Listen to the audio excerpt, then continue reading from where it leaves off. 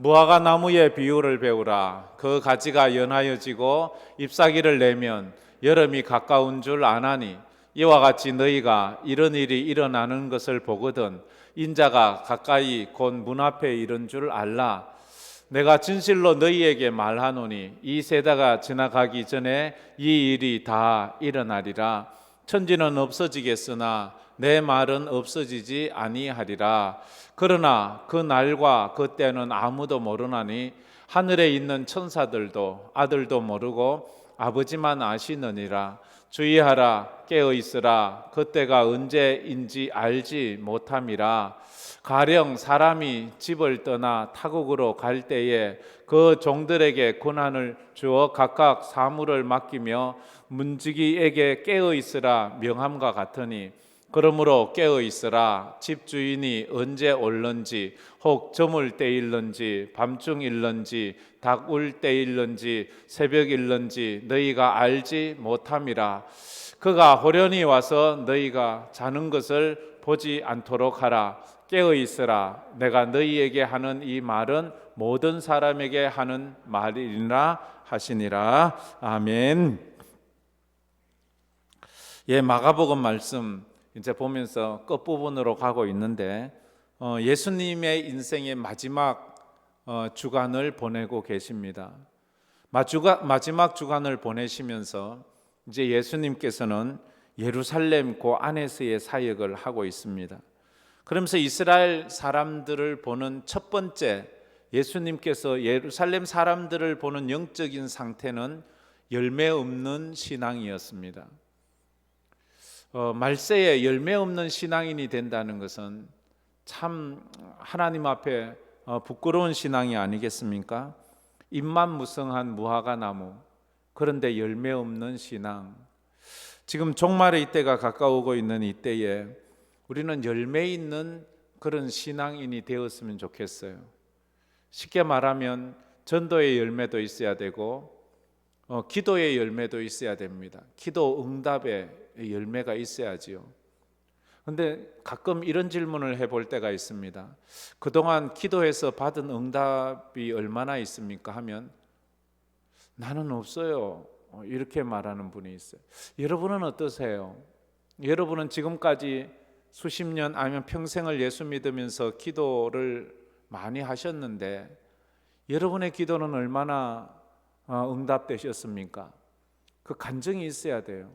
아니, 나는 없는데. 없을 리가 없잖아요. 지금 살아있는 것이 응답이잖아요. 그죠? 지금 살아있는 것이 응답이잖아요. 지금 내가 예배드리고 있는 것이 얼마나 큰 응답인 줄 아세요? 그리고 내가 주님을 믿고 있다는 그것이 엄청난 응답이에요. 저는 내 인생 자체가 다 하나님의 응답이라, 내 간증이 곧 하나님의 응답이라고 그렇게 생각을 합니다. 응답을 받은 것을 확신하는 만큼 간증할 때에 눈물 없이 간증할 수 없어요. 남들 볼 때에 뭐 저런 거 가지고, 그러나 그것을 확신하는 사람에게는 모든 것이 기적이거든요. 기적. 그런 경우가 얼마나 많아요.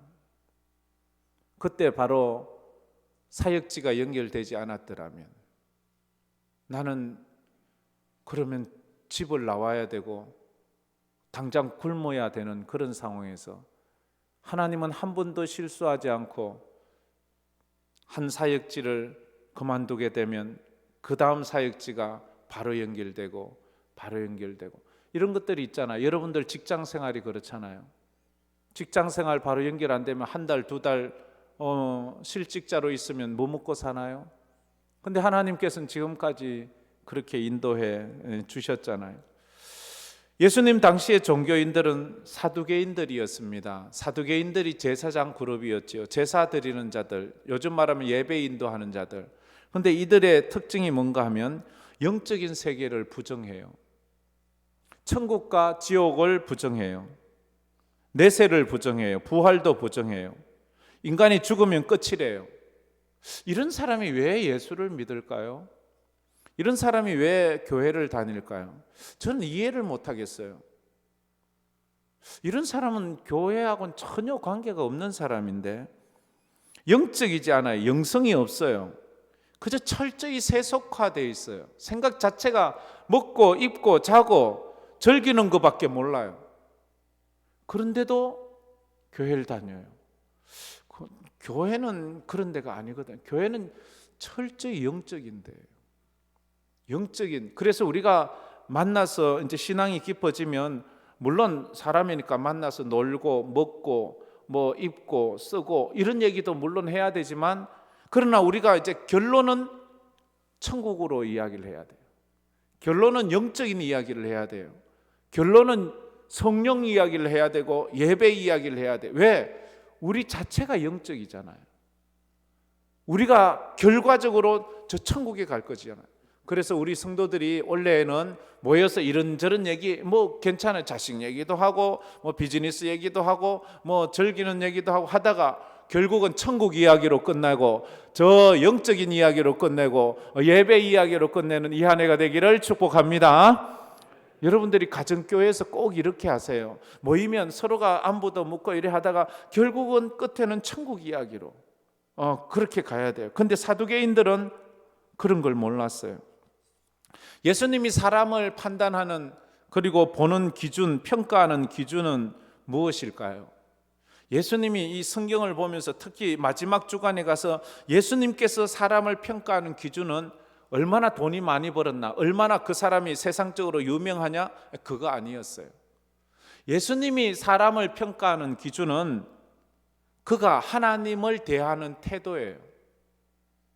그가 하나님을 어떻게 대하느냐, 하나님을 그냥 지나가는 그냥 뭐 장사치처럼 대하느냐, 그게 다른 거예요.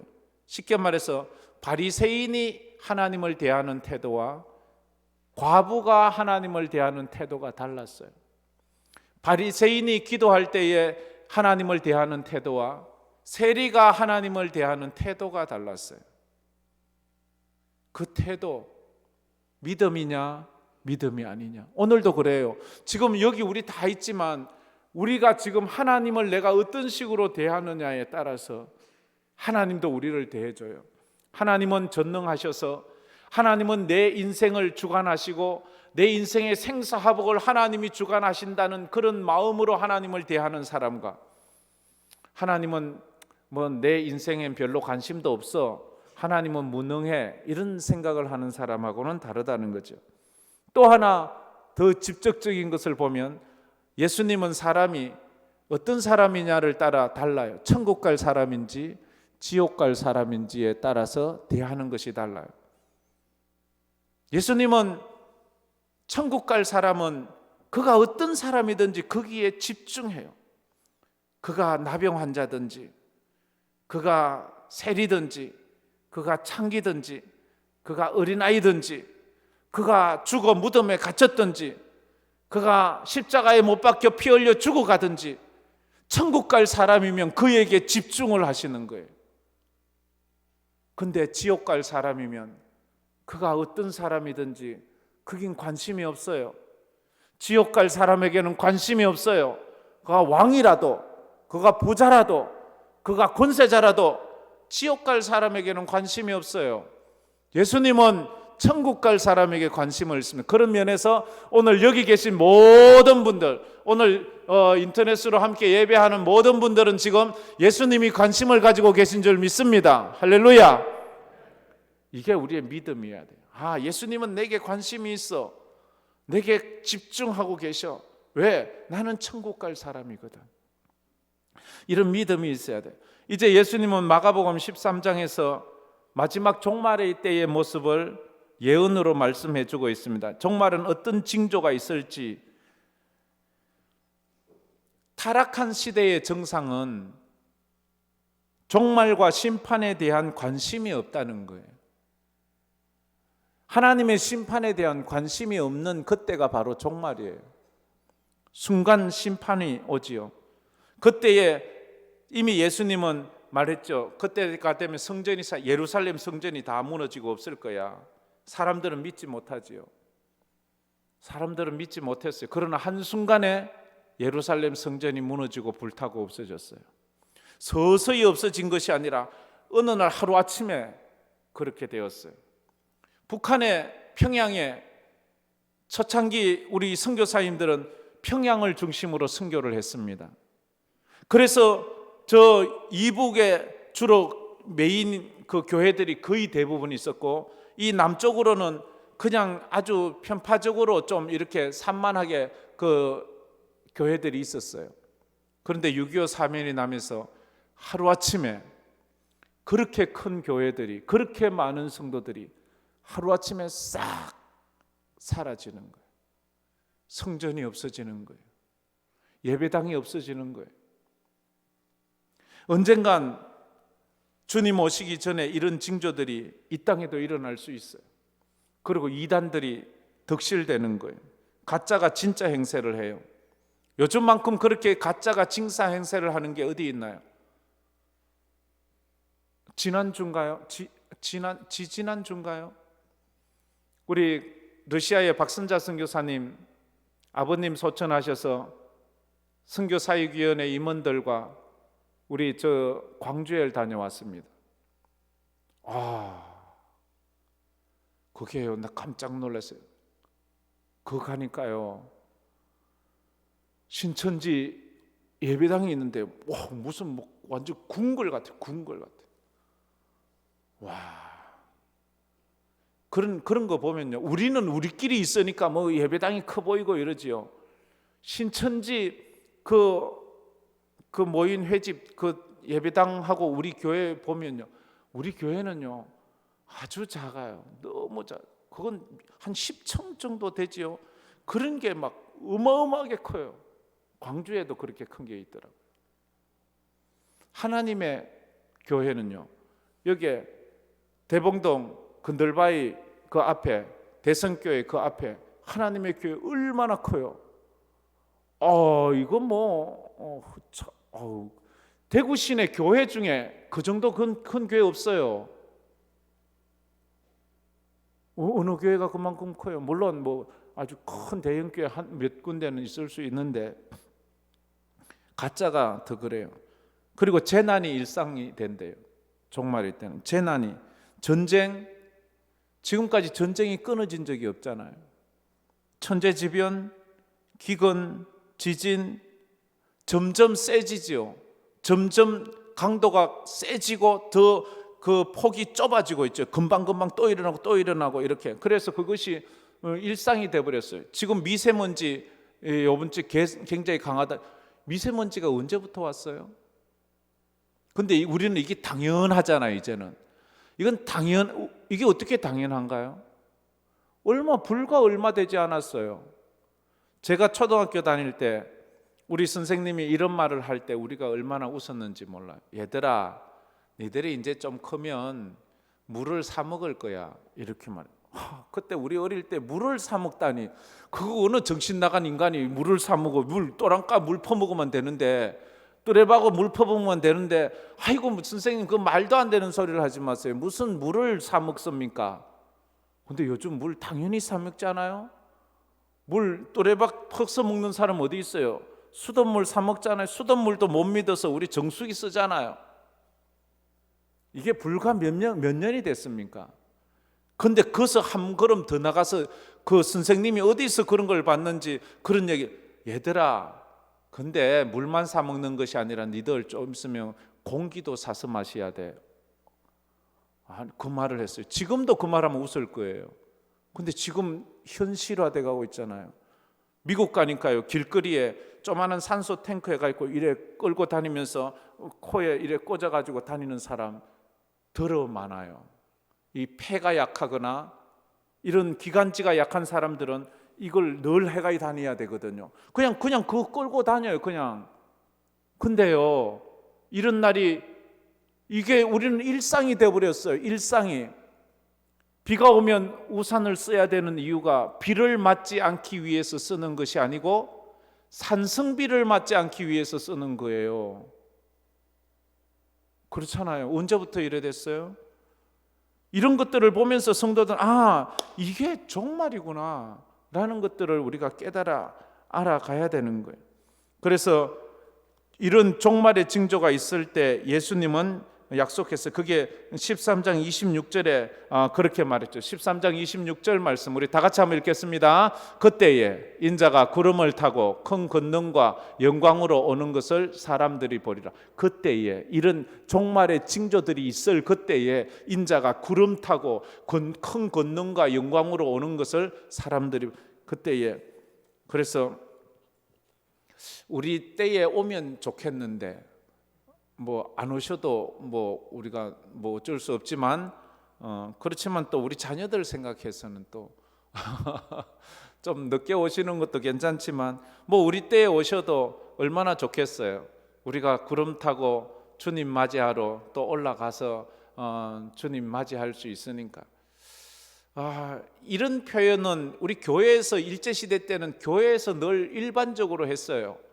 근데 워낙 이단들이 많아가지고 시한부 종말론들이 많아가지고 요즘 이런 말을 하면 목사님도 이단이 될라 하나? 왜 자꾸 저런 말을 하나? 아니요, 이건 당연한 거예요. 왜? 성경에 있으니까 있는 말은 해야 돼요. 그리고 성도들이 너무 이제 종말은 나와 관계없는, 종말은 아주 먼 훗날에 있을 그런 것으로 생각하기 아주 쉬운데, 종말은 지금 우리 세대에도 주님 오시면 오시는 거예요. 뭐 주님 초림할 때도 뭐 간다고 뭐 방송하고 오셨나요? 순간 쑥 오시잖아요. 재림의 때에도 주님이 그렇게 오시는 거예요. 오늘 본문은 종말과 예수님의 재림의 때에 성도는 어떻게 살아야 될지 가르치고 있습니다. 그 성도가 이 종말의 때에 사는 마음 자세를 딱 한마디로 말하고 있어요. 따라해 봅시다. 깨어 있으라. 한 번 더요. 깨어 있으라. 예, 종말의 때 성도는요 깨어 있는 거예요. 뭐 집 짓고 뭐 땅굴 파고 뭐 그런 거 아니에요. 뭐 저축하고 그런 거 아니고요. 깨어 있는 거예요. 깨어 있는 자가 주님을 맞이할 수 있어요. 신랑이 올 때 신부들이 뭐 화장했나? 이쁜 옷 입었나? 그거 보지 않았어요. 기름 준비했느냐고 물어요. 믿음 준비했느냐고 물어요. 믿음 준비가 중요해요. 내 믿음을 증명할 수 있는 말씀이 있어야 돼요. 믿음은 들음에서 나고 들음은 그리스도의 말씀으로 이 정도는 이제 암송하죠, 그죠? 이거 다 같이 한번 암송해 봅시다. 시작. 믿음은 들음에서 나고 들음은 그리스도의 말씀으로 말미암느니라. 믿음은 그리스도의 말씀으로 말씀 없는 믿음은 믿음이 아니에요. 자기 확신, 자기 그 욕심, 뭐 자기 그거 신념 뭐 이런 거지. 그건 믿음이 아니에요. 믿음이라고 착각하지만 말씀에 근거한 믿음을 가지고 있으세요. 말씀으로 하나님 앞에 서세요. 안 그러면 다 불타 없어질 것입니다. 그러면서 28절에 또 무화과나무 비유에 대해서 28절에 무화과나무의 비유를 배우라. 그 가지가 연하여지고 잎사귀를 내면 여름이 가까운 줄 알리라. 너희들이 이 무화과나무를 보면 여름이 가까이 왔는 줄 안다. 잎사귀가 연하여지고 잎사귀가 나는 것을 보면 여름이 가까웠네. 우리 알잖아요. 개나리가 꽃을 피면 봄이 왔구나. 단풍나무가 붉어지면 가을이 왔네.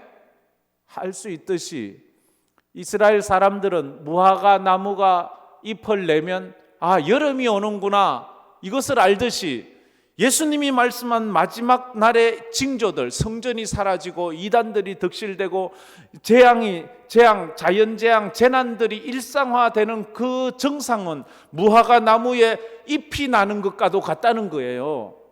그런 것을 보면 무화과나무가 잎을 내면 여름이 오듯이 이런 재난과 종말의 정상들을 보면 우리가 하는 말이 주님 오실 때가 가까웠구나 라고 이렇게 말을 해야 된다는 것입니다.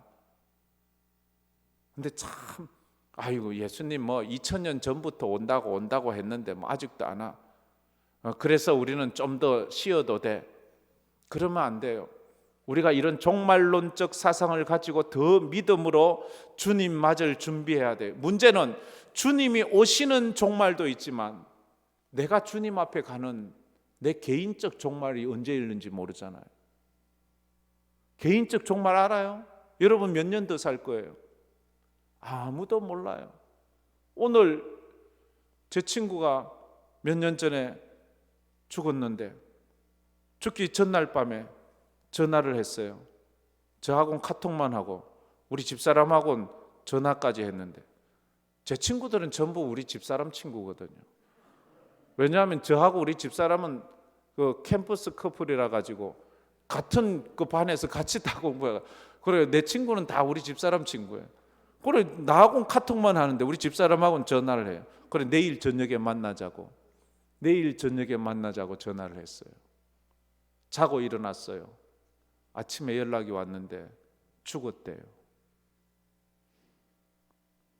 분명히 어제 저녁에 내일 만나자고 약속까지 정해서 저녁 먹자고 했는데 아침에 일어나니까 죽었대요. 심장마비로. 얼마나 큰 충격을 받았는지 몰라요. 아마 여러분도 경험해 봤을 거예요. 이제 연세가 드신 분들은 뭐 많이 경험해서 이제 조금은 무디어질 수 있지만, 젊은 날에 친구가, 나하고 같은 나이대의 친구가 죽었다 생각하면 난 한 번도 죽음에 대한 실질을 생각해 보지 않았는데 나도 그럴 수 있구나 하는 생각이 확 몰려오면서 마음이 이상해요. 내가 내 개인의 종말은 언제인지 몰라요. 나는 내일 살 수 있다고 생각했어요. 난 내일 저녁에 친구랑 밥 먹는다고 생각했는데 하나님은 아니야, 넌 오늘 저녁에 네 인생 끝이야 하면 끝인 거예요. 그렇잖아요. 29절에 그래서 이렇게 말씀하지요. 29절 말씀 우리 다 같이 읽겠습니다. 이와 같이 너희가 이런 일이 일어나는 것을 보거든 인자가 가까이 곧 문 앞에 이른 줄을 알아라. 이런 일이 뭐예요? 종말의 현상들이 일어나거든. 지금 이단들은 막 계속 일어나고 있잖아요. 점점 더 이단들이 많아지고 있어요. 근데 그 이단들이 현혹되는 사람들은 얼마나 또 많은지 몰라요. 그리고 이 기후 이상으로 이제 북극의 얼음이 다 녹는 데는요 10년도 안 남았어요. 2030년도 정도 되면 북극 얼음은 없대요. 싹 다 녹아버린대요. 10년도 안 남았어요. 그러면 어떤 일이 일어날까요? 완전히 이제 기후가 뭐 이런 건 제가 얘기하지 않아도 여러분들이 더 잘 알잖아요. 이제 대구 사과 얘기 안 하잖아요. 누가 대구 사과, 능금 아가씨 그런 거 어디 있나요? 대구는 사과가 없어요. 뭐 들어 있긴 있어도 대구 사과 맛은 없어요. 사과 재배지는 위로 한참 지금 강원도까지 올라갔어요. 강원도. 이게 무슨 말이에요? 기후가 완전히 바뀌었다는 거예요. 이제 대구에서도 이제 귤 이런 거 뭐 하우스지만 하잖아요. 제주도에만 있던 게 전부 다 육지로 다 올라왔어요. 이런 것들을 우리 깨달아야 돼요. 마태복음 16장 23절부터 마태복음 16장 2절 3절 말씀 우리 다 같이 읽어봅시다. 예수께서 대답하여 이르시되 너희가 저녁에 하늘이 붉으면 날이 좋겠다 하고 아침에 하늘이 붉고 흐리면 오늘은 날이 굳겠다 하나니 너희가 날씨는 분별할 줄 알면서 시대의 표적은 분별할 수 없느냐. 날씨는 뚫어지게 잘 알잖아요. 내일 날씨는 어떻겠네, 모레 날씨는 어떻겠네. 우린 굳이 뭐 하늘의 현상은 보지 않아도 일기예보만 봐도 다 알잖아요. 일기예보에 정확하게 얘기해 주잖아요. 뭐 틀릴 때도 있지만 그것도 있는데 우리 성경 말씀을 보면 왜 시대의 흐름은 모르느냐 이렇게 말씀을 하고 있습니다. 그러면서 이 종말의 현상은 반드시 일어날 것을 말하지요. 그게 30절 31절에 내가 진실로 너희에게 이르노니 이 세대가 지나가기 전에 이 일이 다 일어나리라. 천지는 없어지겠으나 내 말은 없어지지 아니하리라. 이 반드시 이루어진다고 주님이 말씀하고 있습니다. 그러면서 이 날에 대해서 32절에 이렇게 말했어요. 32절 말씀 다 같이 읽겠습니다. 그러나 그 날과 그때는 아무도 모르나니 하늘에 있는 천사들도 아들도 모르고 아버지만 아시느니라. 그 날과 그 시는 모른대요. 이거 알려고 하지 마세요. 그냥 마지막 때가 왔구나 믿음으로 살자 이러면 되지. 몇 시에 오실까, 며칠 오실까, 그런 일에는 아버지만 아시니까 거기에 너무 개념치 말라는 거예요. 그러나 영적으로 깨어있는 사람은 그 시대의 정상을 보면서 징조를 보면서 아, 이제 준비할 때가 되었구나. 깨어있는 사람들 중에 꼭 예수를 믿는 사람뿐만 아니라 안 믿는 사람들도 내 자기 죽을 날 아는 사람 있잖아요. 내가 일주일 후에는 가겠구나. 그래서 목욕도 하고 집 정리도 하고 또 마지막 할 말 자녀들에게 다 하고 그렇게 가시는 분 있잖아요. 왜? 자기 죽음을 알아요. 지금은 남들 볼 땐 멀쩡히 두 눈 뜨고 뭐 움직이지만 내가 내일은 가겠구나. 그런 사람들 들어보잖아요.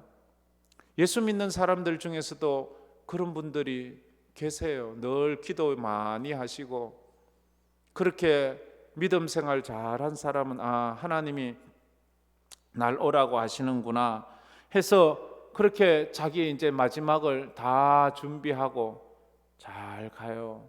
너무 황망하게 가는 경우는 안타깝잖아요. 지혜로운 열처녀 비유에서 지혜로운 다섯 처녀는 왜 지혜로웠나요? 신랑이 오는 징조를 알았어요. 지금쯤 이제 오늘은 신랑이 오실 것 같아, 곧 오실 것 같아. 그러면 기름 준비해놔야지 준비를 해놓는 거예요. 그래서 신랑이 왔을 때 당황하지 않는 거예요. 신랑이 왔을 때 또 막 호들갑 떨지 않는 거예요.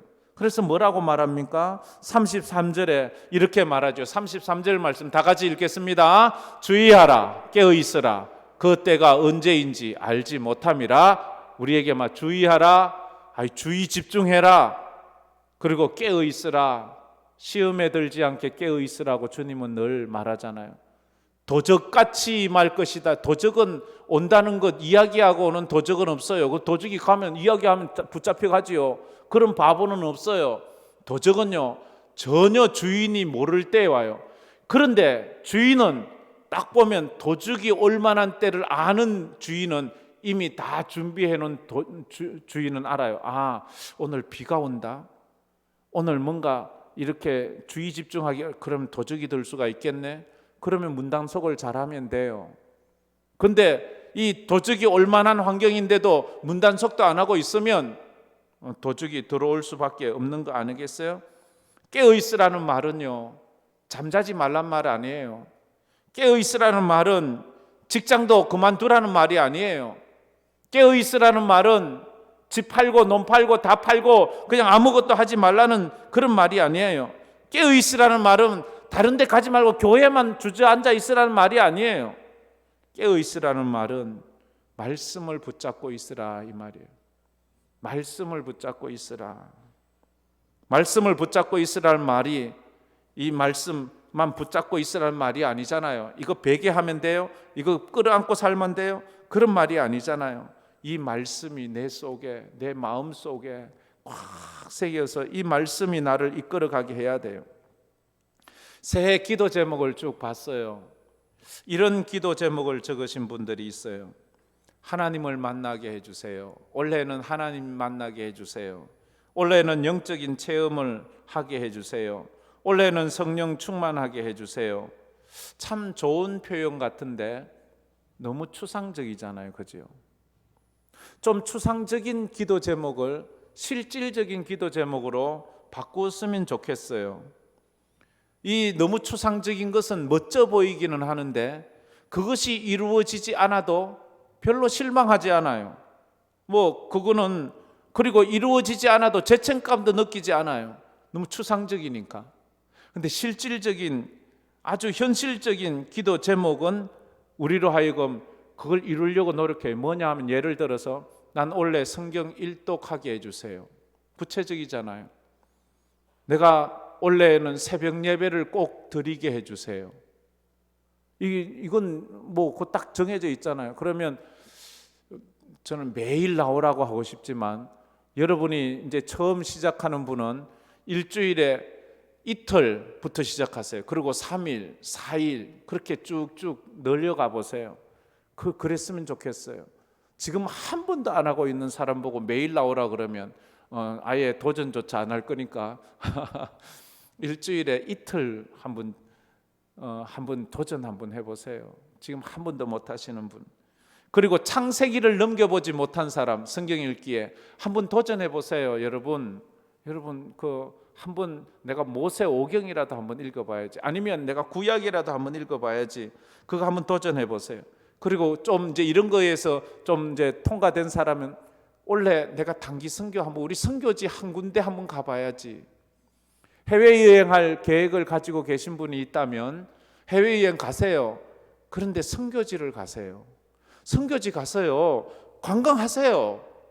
그리고 잠깐 짬을 내서 우리 선교사님 찾아가서 밥 한 그릇 사드리고 위로하고 오세요. 선교사님, 저 황금교회 성도예요. 매일 기도하고 있어요. 선교사님, 저 모르겠지만 저는 선교사님을 위해서 기도해 주세요. 기도하고 있습니다. 밥 한 그릇 사드릴게요. 이러고만 와도 그 선교사님은 막 너무 힘이 날 거예요. 꼭 그 해외 관광을 선교지 없는 데로 가지 말고 우리 선교사님, 미국 가도 돼요. 미국에서 멕시코, 아주 그거 뭐 LA에서 멕시코까지 가는데요, 그 선교사님이 계신 곳까지 가는데 2시간 걸리지 않아요. 금방 가요. 그건 비자 없이 갈 수 있어요. 한국 여권만 있으면 가요. 그리고 뭐 이 동남아시아는 더 쉽잖아요, 그죠? 한번 여러분에게 이런 좀 꿈을 좀 가졌으면 좋겠어요. 원래 내가 한 명은 전도해야지. 한 명은 전도해야지. 전도라는 것은 그가 우리 교회에 와서 등록을 하고 사주 교육을 받아 새가족 수료식을 할 때까지, 제 생각엔 그 사람이 전도할 때까지라고 하고 싶은데, 그때까지라도 내가 그런 사람 하나 정도는 전도해야지. 우리 교회 와서 등록만 하고 덜렁 가는 것이 아니라 새가족 수료까지. 그 새가족 수료한 사람들 중에서도 많이 이제 낙오가 되는 경우가 있는데, 그래도 새가족 수료를 하면 그래도 이게 이제 완전 우리 교회인이 돼서 우리가 가정교회도 이렇게 정해주고 하거든요. 한번 그런 거 한번 도전해 보세요. 아니면 내가 원래는 가정교회에 꼭 참석을 해야지. 교회 사역 중에 내가 한 가지 정도는 해야지. 교회 사역에서 그래도 하세요. 여러분들이 중직자라면 뭐 이거 눈치 볼 거 없어요. 이거 중직자 중에 내가 사역을 내가 할 만한 게 없다, 그러면 무조건 성가대 다 앉으세요. 그냥 성가대 와서 다 앉아버려요. 뭐 그런 걸, 아니면 안내라도, 아니면 주차 봉사라도, 그런 건 뭐 여자도 할 수 있어요. 막 여자가 여자도 할 수 있거든요. 한번 그런 너무 추상적인 뭐 하나님 만나고 싶어요, 영적인 체험을 하고 싶어요, 뭐 성령을 경험하고 막 이런 거보다는 좀 구체적으로 했으면 좋겠어요. 성경을 통해서 하나님을 만나지 못하면 그건 자기 망상일 뿐이에요. 환상일 뿐이에요. 성경을 읽으면서 하나님을 좀 만나보세요. 하나님을 그저 뭐 환상 중에 꿈 가운데 만나고 이러려고 하지 말고 말씀을 잘 읽다 보면요, 어느 순간 하나님이 확 가슴에 들어와요. 진짜 하나님 살아계시는구나. 그것이 보이거든요. 말씀과 기도가 없이 그저 교회 봉사하는 것은요, 사회 봉사하는 것과 다를 바가 없어요.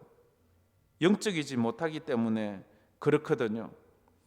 현대교회 성도들은 겉보기에는 얼마나 믿음이 좋아 보여요. 정말로 믿음이 좋아 보여요. 뭐 정말로 세련돼 보이지요. 그런데 문제는 영적이지 않다는 것에 문제가 있다는 거예요. 어떤 교회는 가면요, 굉장히 착해요. 성도들이 굉장히 착하고 나이스하고 친절하고 이런데요, 영적이지 않아요. 저는 우리 황금교회 성도들이 영적인 성도 되기를 축복합니다. 영적이 됐으면 좋겠습니다. 영적이야. 왜냐하면 하나님은 영적인 예배를 받으시잖아요. 왜? 하나님은 영이시기 때문에. 근데 여러분은 영적입니까? 이성적입니까? 너무 이성적인 사람들이 있어요. 성경에 나오는데 깨어있지 못해서 부끄러움을 당한 사람들이 있잖아요. 예수님의 제자들 시험에 들지 않게 깨어있으라 하는데 깨어있지 못해서 예수님 부인하고 부끄러움을 당했어요.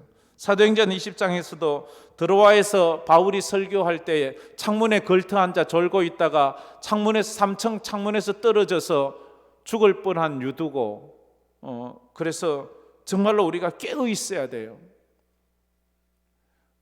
예배 자리에 앉아 있다고 다 예배 드리는 것이 아니더라고요. 보니까 마음이 콩밭에 가 있는 사람, 마음이 전혀 예배자의 마음이 아닌 사람, 그리고 완전히 늘 조는 사람, 이건 예배가 아니에요.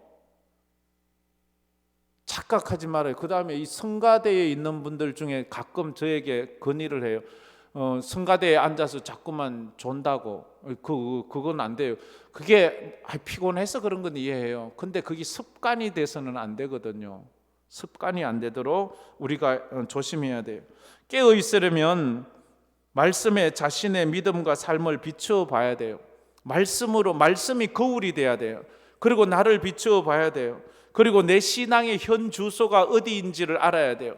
내 신앙은 기름이 있는지 없는지, 내 신앙은 노아 방주처럼 방주를 만들고 있는지 없는지, 그걸 말씀을 통해서 비추어 봐야 돼요. 그런데 이 말씀을 통해서 비추어 볼 수, 거울이 있으면 내가 뭐가 틀리고 뭐가 더럽고 뭘 고쳐야 된다는 것이 보이잖아요. 근데 이 거울 역할을 못해서 아무것도 보지 못하면 안 되듯이, 우리가 이 말씀은 우리의 영적인 거울인데, 이 말씀을 보면서 나를 보지 못하면 아직도 내가 이 말씀의 거울을 보는 법을 모르는 거예요.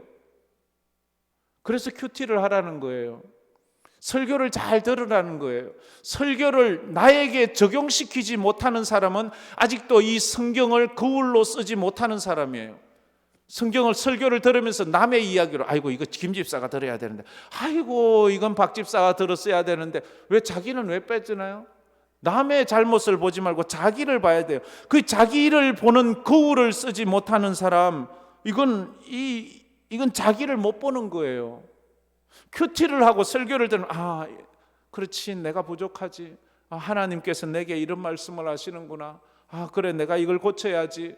이렇게 자기를 보는 거울로 쓰세요. 남을 보고 남을 비판하고 남을 판단하지 말고 그렇게 했으면 좋겠어요. 그게 좋거든요. 그래서 제가 늘 큐티할 때 제가 쓰는 방법이 있어요. 참조할 사람 참조하세요.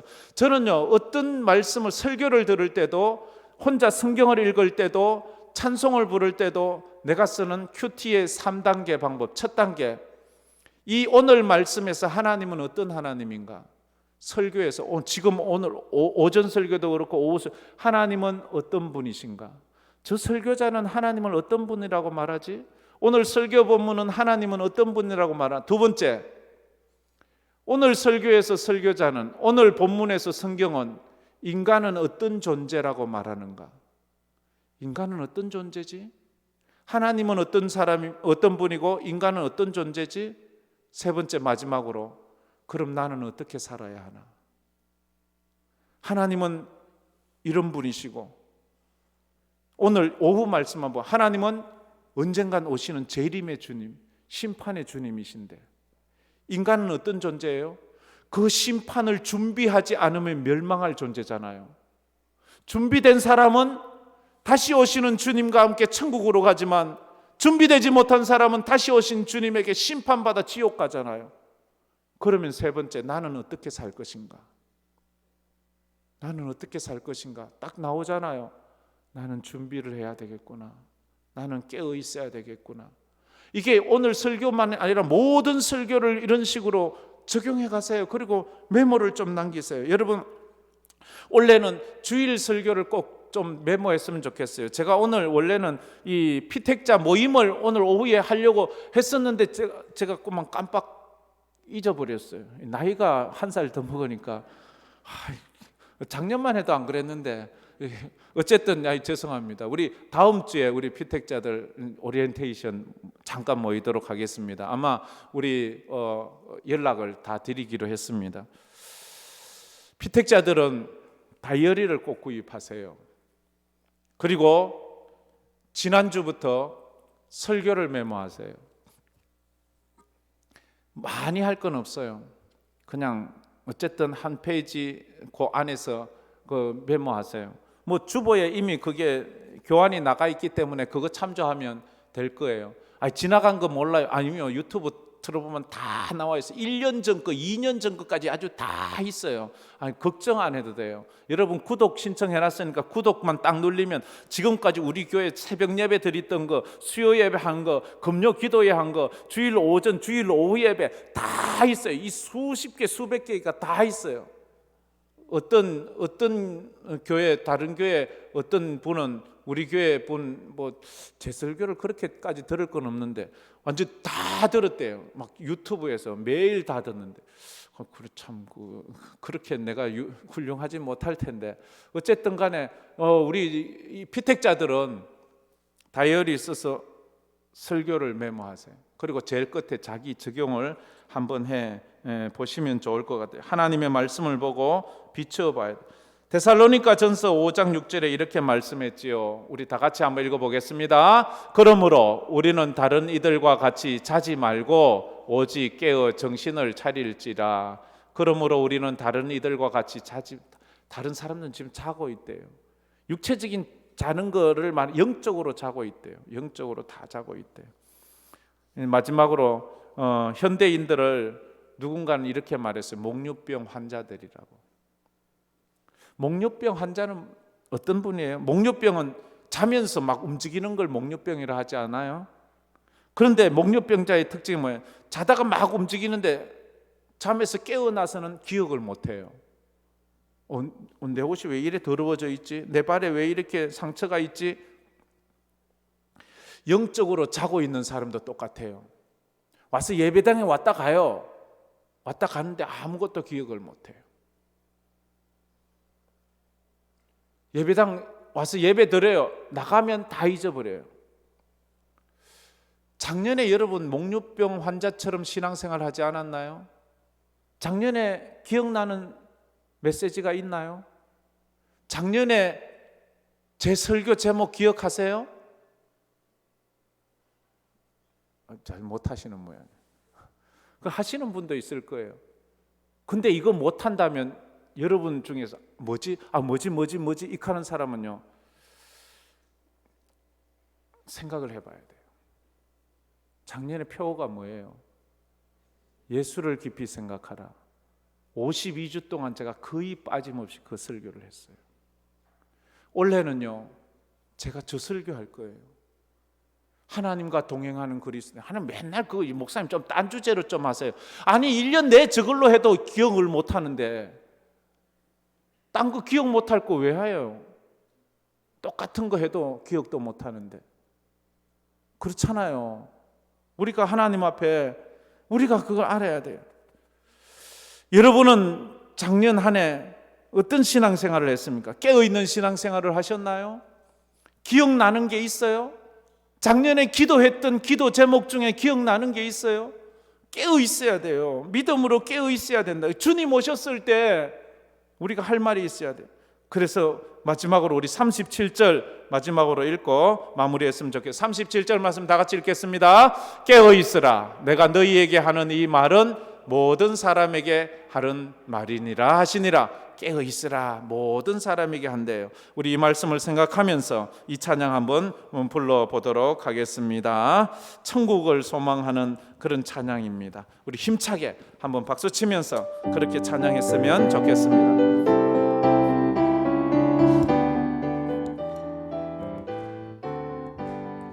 많은 이 세상은 내 집안이네. 내 모든 보안은 저 하늘에 있네. 저 천국 문을 열고 나를 부르네. 나는 이 세상에 정들 수 없도다. 주님 같은 친구 없도다. 저 천국 없으면 난 어떻게 하나. 저 천국 문을 열고 나를 부르네. 나는 이 세상에 정들 수 없도다. 저 천국에서 모두 날 기다리네.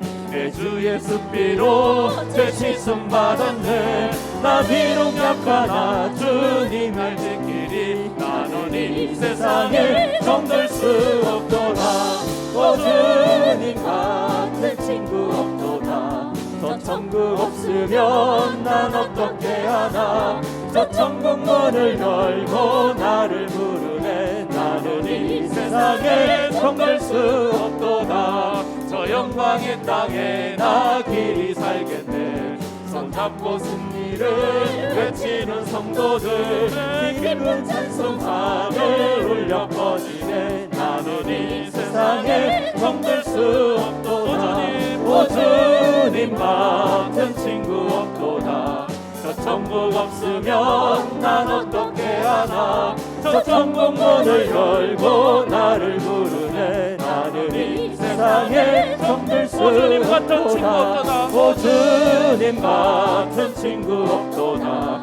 저 천국 없으면 난 어떻게 하나. 저 천국 문을 열고 나를 부르네. 나는 이 세상에 정될 수 없도다. 오 주님 같은 친구 없도다. 저 천국 없으면 난 어떻게 하나. 저 천국 문을 열고 나를 부르네. 나는 이 세상에 정될 수 없도다. 오 주님 같은 친구 없도다.